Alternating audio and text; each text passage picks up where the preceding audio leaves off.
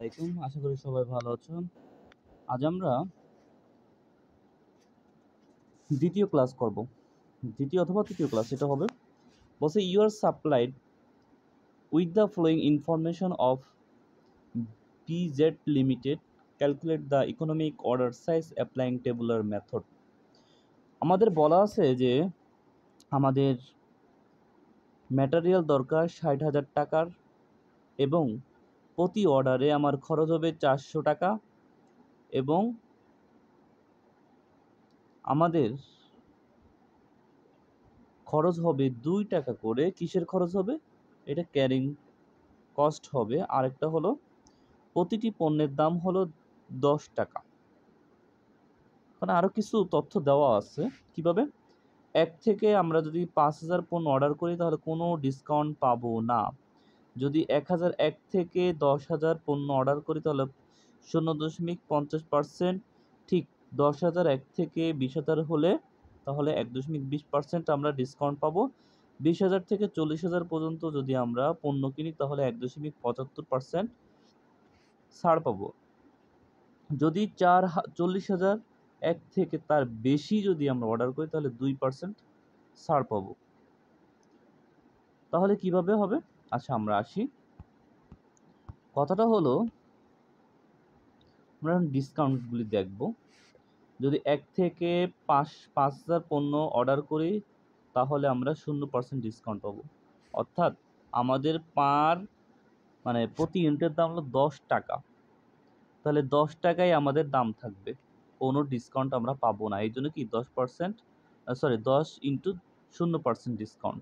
এটা আশা করি বুঝতে পারবা, তেমন না বোঝার কিছুই নাই। তারপর বলছে কি যদি আমরা ৫,০০০ ১ থেকে ১০,০০০ পণ্য অর্ডার করি তাহলে আমরা ০.৫০% পাবো। অর্থাৎ যে প্রতিটি মূল্যর দাম কত ১০ টাকা ওইখান থেকে পাবো আমরা।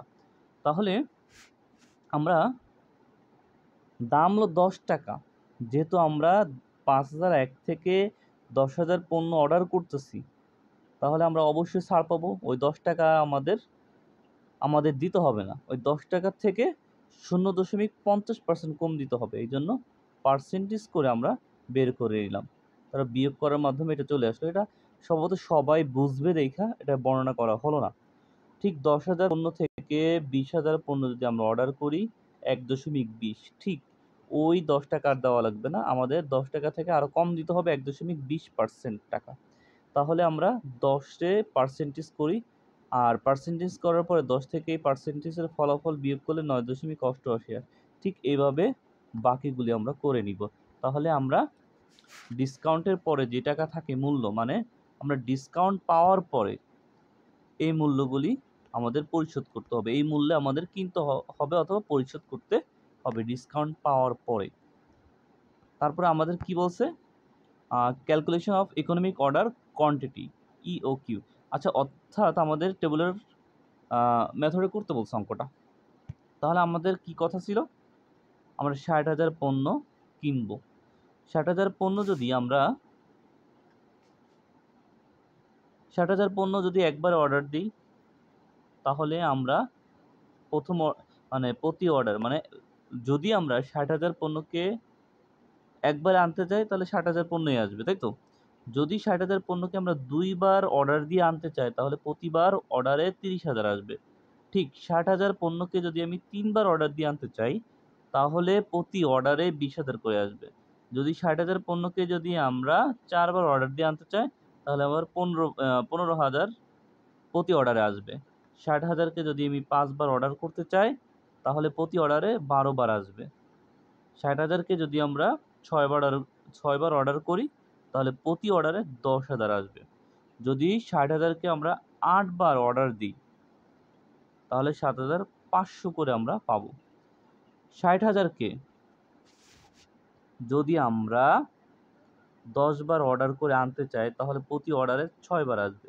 যদি ৬০,০০০কে আমরা ১২ বার অর্ডার করি, ৬০,০০০ পণ্য যদি ১২ বারে আনতে চাই, ১২ বার অর্ডার করে আনতে চাই, প্রতি অর্ডারে পাবো আমরা ৫,০০০ কস্ট পার ইউনিট।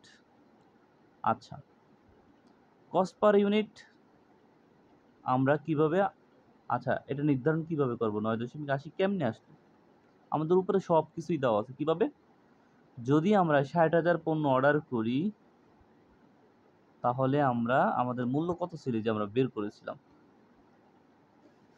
যদি 60,000 পণ্য, দেখো 40,000 থেকে বেশি, 40,001 থেকে যদি আমরা যত পারি অর্ডার করি, ওর প্রতিটা মূল্য হবে 9.80। তাহলে 9.80 পাইছি। যেহেতু 40,001 থেকে আমাদের এই 60,000 টাকা, মানে 60,000 পণ্য বেশি, এই জন্য এর মূল্য 9.80 দাঁড়াবে। আবার বলা আছে, যদি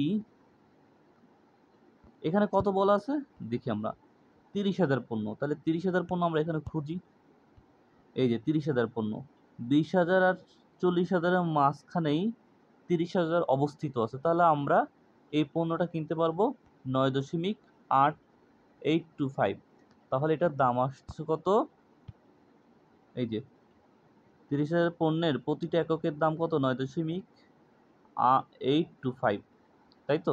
আবার 20,000, এই 20,000 কিভাবে আসবে? 20,000 এই যে 20,000 মূল্য দেওয়া আছে। আমাদের বলাই আছে যদি 10,001 থেকে 20,000 পণ্য অর্ডার করি তাহলে এটার প্রতি একক মূল্য দাঁড়াবে 9.88। তাহলে আমরা 9.88 পাইছি। এই যে 9.88 পাইছি। ঠিক কত? 15,000, 12,000, এই 20,000-এর মধ্যে আছে। কিভাবে? 10,001 থেকে 20,000 পণ্য পর্যন্ত অর্ডার করলে 9.88 পাবো। এই জন্য এটাও 9.88 হয়েছে। আর যদি 10,000 একের নিচে থাকি, মানে 10,001 এই রেঞ্জের নিচে যদি থাকি তাহলে আমার দিতে হবে 9.95 করে। কত থেকে আমরা দেখি, দেখো হ্যাঁ, এই যে বলা আছে কি, যদি আমরা 5,001 থেকে 10,000 পণ্য 10,000 পর্যন্ত অর্ডার করি তাহলে 9.95। তাহলে এখানে দেখো 5,001 থেকে 10,000 পর্যন্ত আমরা কয়টা পাইছি? এই যে 10,000-এর একটা পাইলাম। আবার 5,000-এর উপরে থেকে এই 7,500 আছে। তাহলে এই দুইটি কত? 9.5 দ্বারা নির্ধারণ করতে হবে। আবার যদি আমাদের 6,000 হয় তখন কি হবে? ও একই কথা।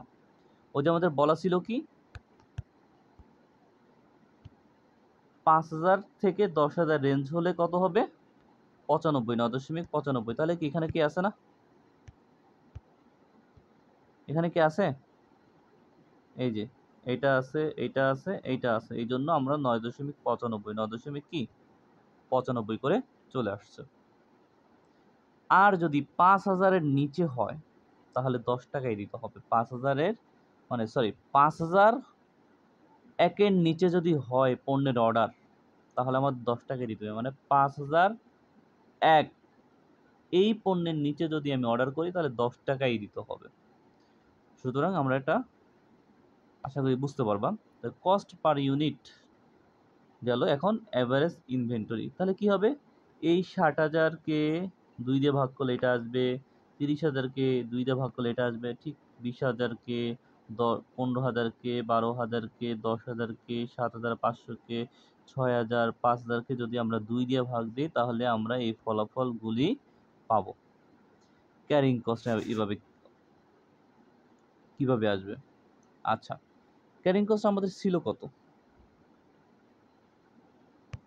দেখো তো, লেখাই ছিল ক্যারিং কস্ট পার ইউনিট 2 টাকা। ক্যারিং কস্ট পার ইউনিট কত?